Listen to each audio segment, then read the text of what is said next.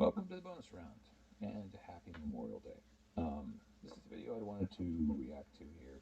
So I had seen another person reacting to it, and it seems like kind of recently the racial tensions have becoming to a simmer. Dude John McCrae, aka What Do You Mean, I believe, made a video about this stuff. There were people doing videos about the idea of black fatigue, which, for the record, I don't think is so much of a phenomenon as we might think. In my mind, it's just kind of the logical, like, last iteration of like a series of events that have been initiated, where people would almost try to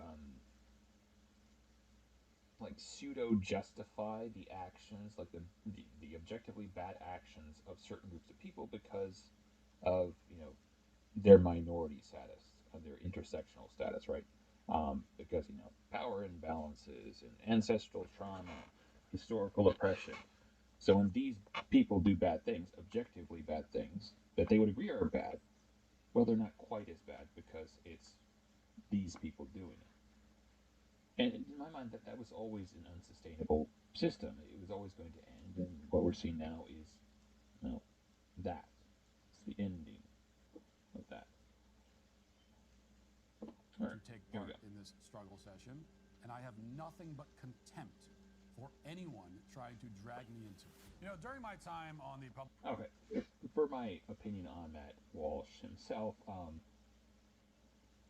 it, it, it's kind of varied.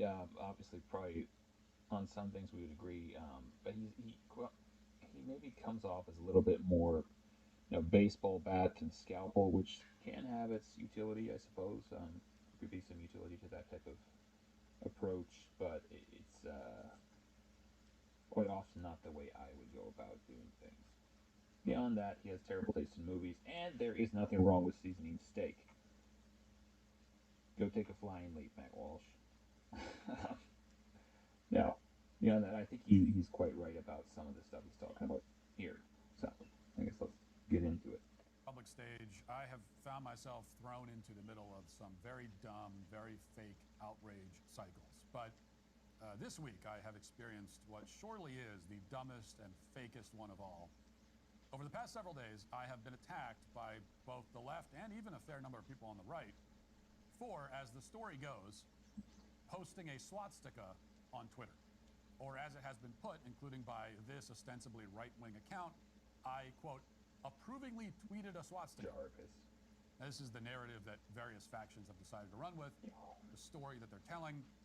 Never mind the fact that the story is entirely made up. It didn't actually happen. What did happen is that a few days ago, I And he's got a banjo in the background, so he's a hillbilly. Just saying. tweeted a point that you've heard me make many times, especially recently. I called out the PSYOP that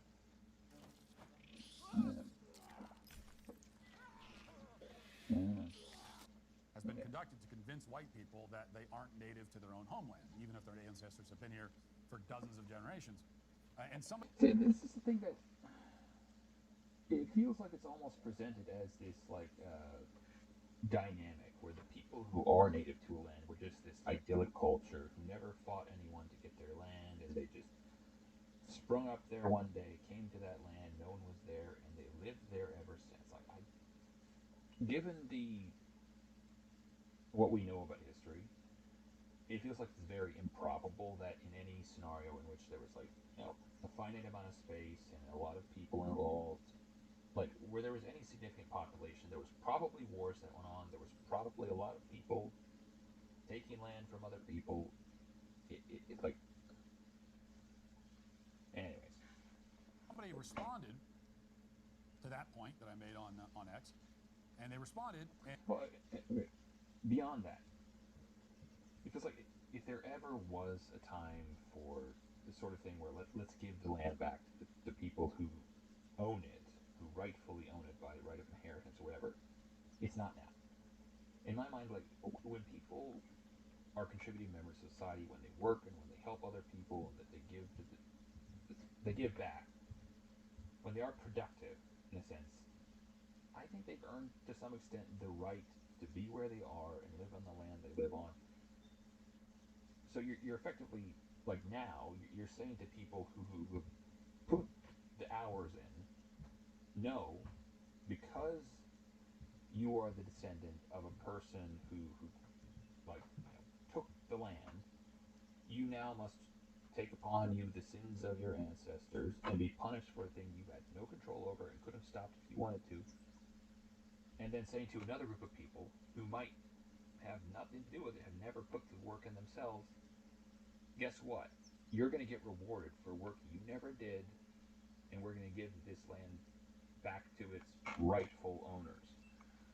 I guess rightful might be the key word there. Like, I'm not so sure on that part. Anyways. And said this, quote, "These people are native to Europe, not the Americas or Africa." Yeah, kick all the non-whites out of Europe. Based in Redfield. Sounds like you need to Google what the word native means. Now, I don't, but I kind of get the basic idea, I think. accompanying that caption is a picture of 6 blonde. Hey, tell me if I'm tripping here. These women look like they all have the exact same face. Is this some sort of AI thing, or like is it actually like synctuplets or something? Looks like it's more likely to be AI. Also, tell me, like, I would not have gotten this. Yeah, this is supposed to be a swastika. I had to have it pointed out. It's like, drink, drink, drink. Then a, hmm.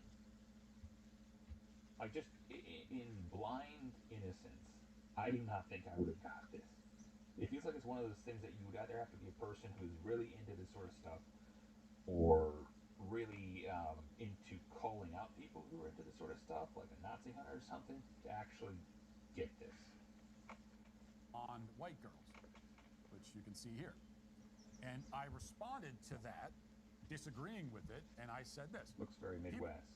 People who look like that have been living in Americas for 5 centuries. If 5 centuries is not long enough to qualify as native, then how long do you need?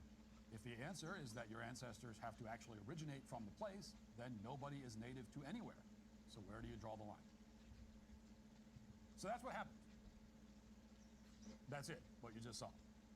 Now, you might be thinking, but wait a minute. Seems kind of innocuous on the face of it. But where did you...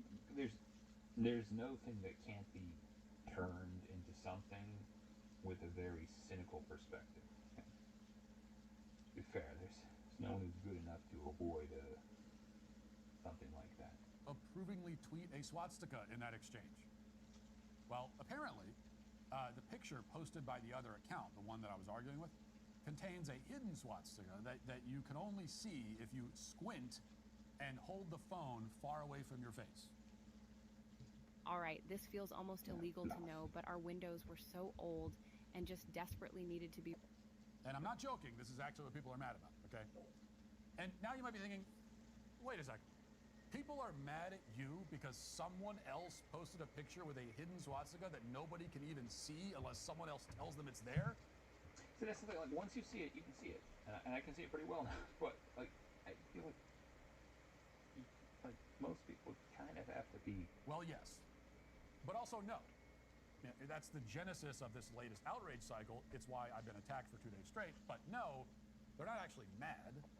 See, I don't know if I agree with that. I think some people, this is kind of their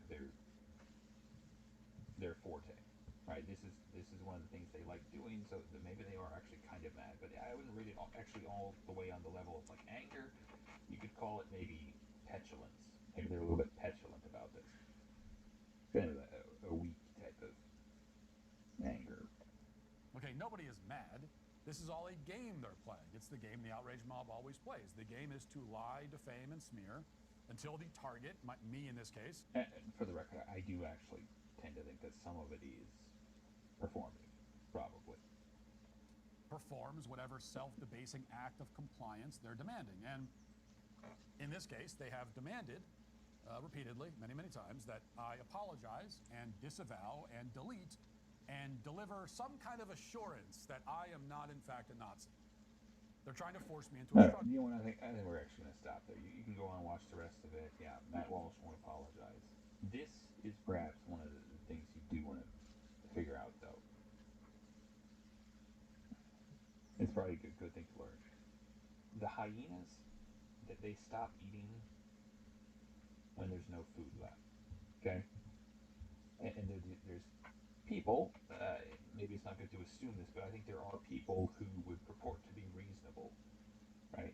That they would accept any reasonable evidence in favor of a conclusion, but